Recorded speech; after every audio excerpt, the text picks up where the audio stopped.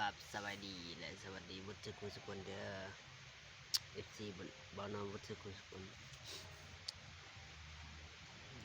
คิวรถเวียงจันทร์นั่นแหละ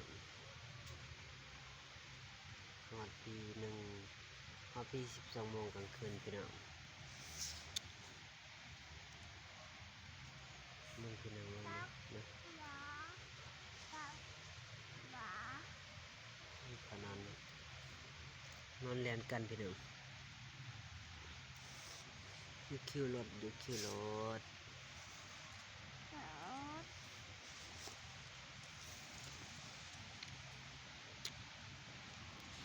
ไม่แจ้งบ่ได้พี่น้อง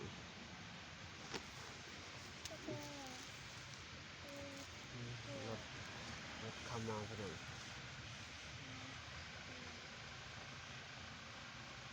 ขับมาหันเลยนะพี่น้องแจ้งเพื่อนจะได้ไปนะพี่น้อง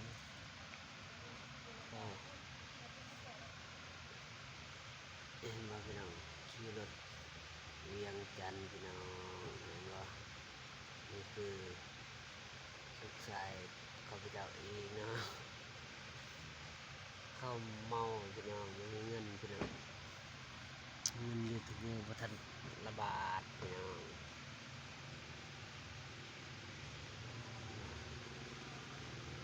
ขี่รถเวียงจันทร์นะพี่น้องเนาะ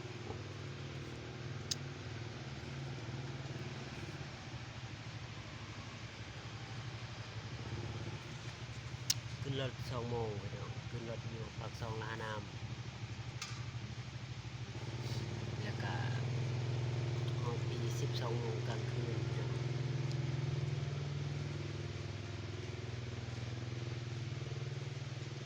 เป็นกระยางพี่น้องนอนเนาะ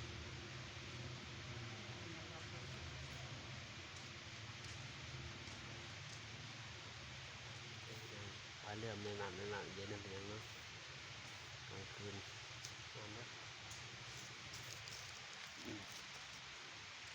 พอไปลากกระเป๋าก่อนมันว่าจะแจ้งอะไรนั่นพี่น้อง